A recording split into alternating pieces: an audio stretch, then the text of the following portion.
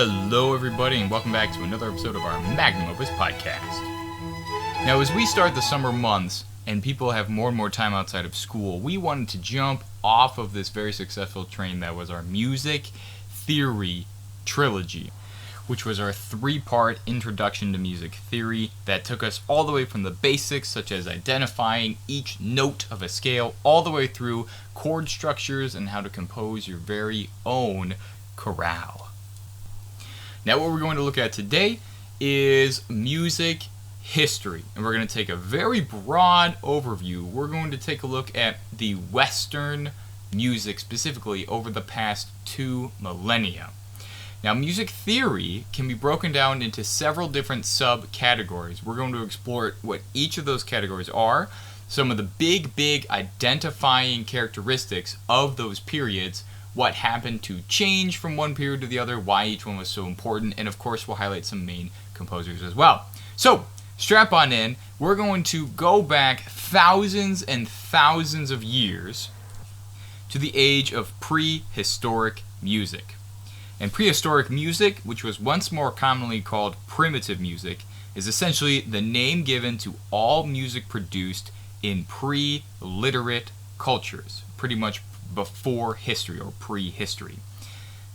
Now, due to the very nature of the music, we don't actually know the origin of any of this because it occurred prior to recorded history. So this is a very general term, but we do know that ancient traditional Native American music could be characterized as prehistoric.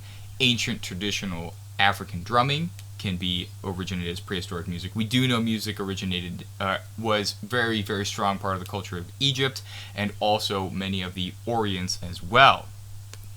Now the prehistoric age of music is pretty neat because we don't know, there's a lot of uncertainties. We don't know what the oldest instrument was, but we can take a couple guesses. In 2008, several archaeologists actually discovered a bone flute in caves in Germany. And this flute is about 35,000 years old. And it has 5 holes and it's shaped in a V.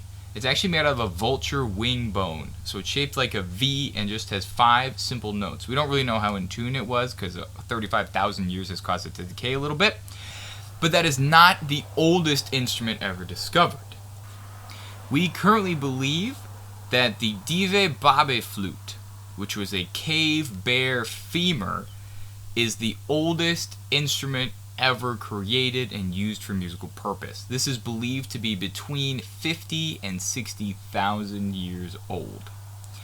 And it was produced by the Neanderthals. So picture that, music so old that it was from a currently extinct species. However, we can also only guess because the human voice could have theoretically been used long before this flute from 50 and 60,000 years ago. Even if it was something as simple as humming or clicking or whistling, anything that could produce music melody could be considered the oldest instrument of mankind. Now we move past the prehistoric era of music and we enter what is called the ancient music era. Ancient music is the name that is given to music that just follows the prehistoric era. Now, the oldest known song was written in cuneiform, and it was from 1400 BC, so about 3,400 years ago. And its origins were actually in Syria. Now, again, we discover more instruments such as double pipes or ancient bagpipes. There's Indian classical music. Lots of Greece music that's discovered during this time. So this is where we start to see written music, written history that overlaps with the use of music and musical instruments and how it ties into their culture, such as Greek theater. Now, if we fast forward several thousand years to about the fall of the Roman Empire in 475-476 AD, that early Western classical music begins to originate. So if you know your history, after the fall of the Roman Empire, these next 1,000 years were known as the Dark Ages, where mankind essentially took a big step back in their culture, in their hygiene, in their ability to communicate together, in their infrastructure. Everything was just took a big punch to the face, and mankind was staggering for a little while. So this is where the earliest classical Western music, known as medieval music, starts to originate. And one of the most important things to realize during this era is that music and the church were linked almost explicitly. The church gained a lot of power right around the 9th and 10th century when their popularity exploded and they were able to start unifying their areas and unify the church. And this is when it really started to become Gregorian liturgy, and this is when there was Gregorian chant, and all of the music that was taking place was essentially just controlled by the church. If music is tied directly to a religion, this is called non-secular music.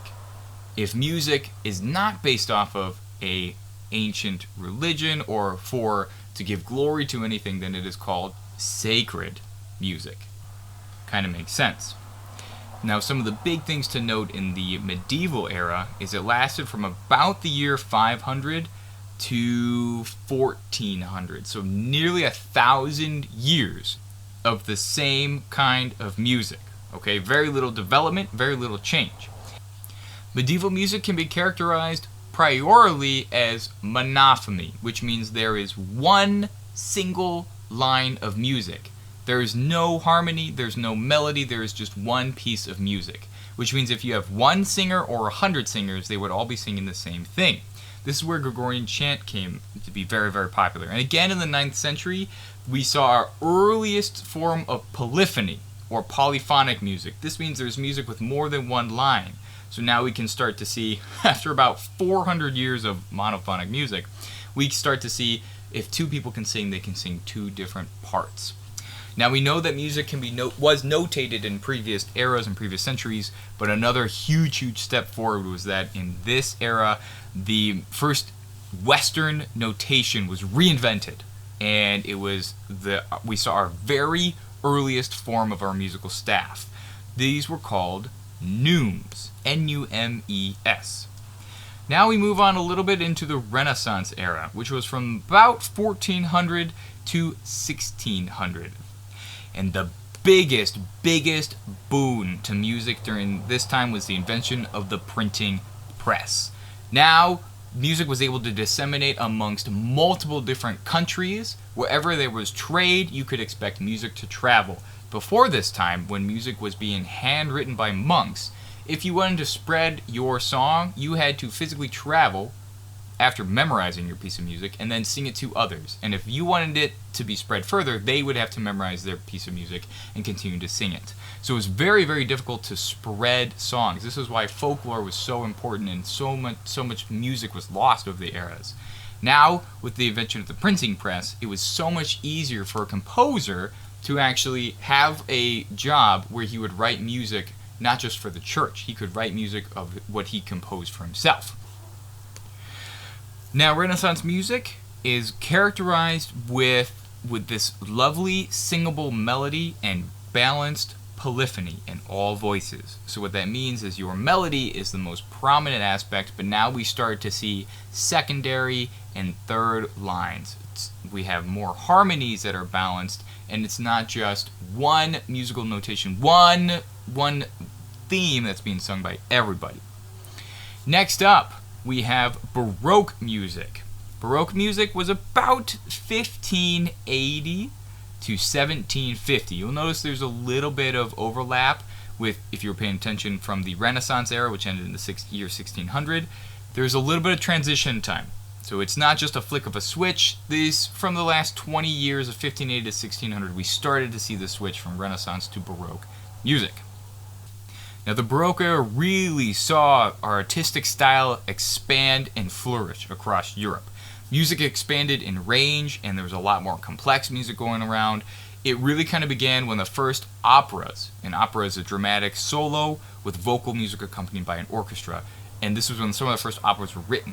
So think about all the complex new musical lines that composers are writing for these operas, for big theater audiences. This was when many composers started traveling and writing pieces of music for profit.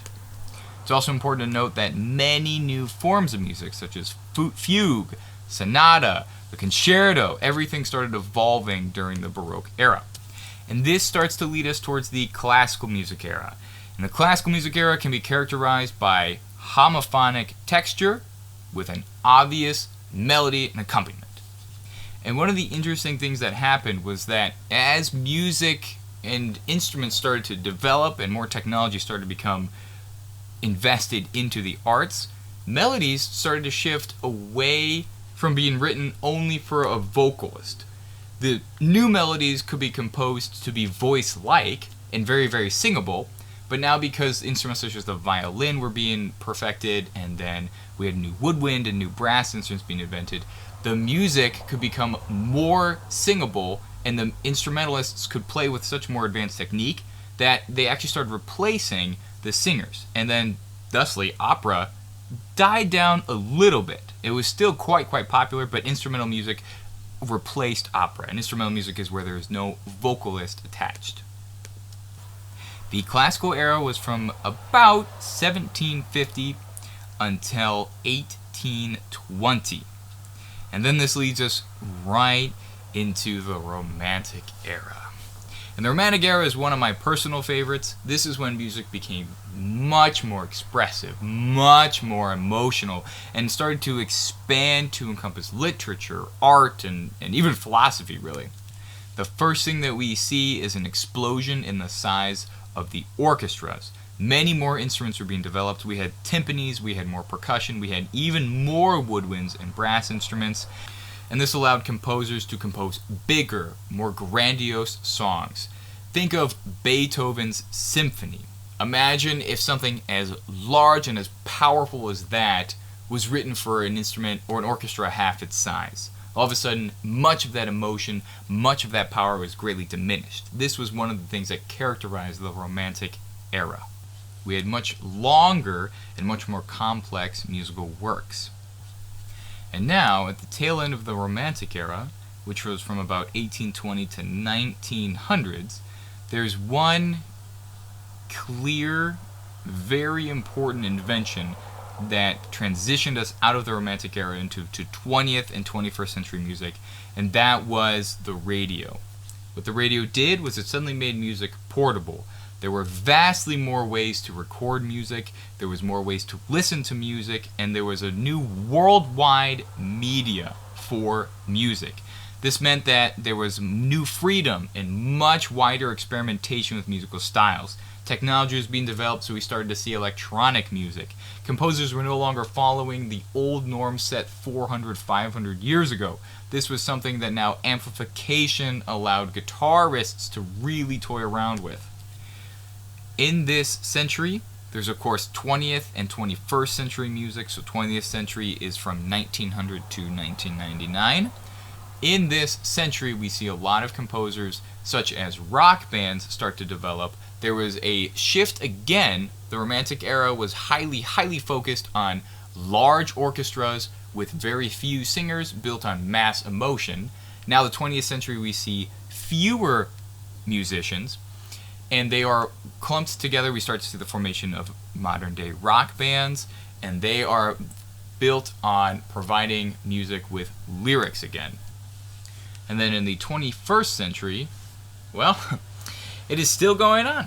Take a look around, listen from songs back in the year 2000s to the 2005s, 2010s, and 2015s. And then listen to last year's 2020 hits. And you can hear for yourself some of the big differences, some of the large changes that composers are going through. And even then, you can hear many of the same similarities that composers, which we can now call pop singers, are experimenting with. We have seen a huge change in music even in the past 100 years. And the exciting thing about music history is that all of technology is being developed faster every single day. So the experimentation efforts that rock bands such as the Beatles were doing in the 1900s, imagine what we could do in 10 or 20 or 30 years with other composers and other rock bands that choose that same form of experimentation. So thank you, everybody. I hope you learned something new. If you were ever curious to learn more about each of these, I can do an additional podcast episode, or you can always check out music history.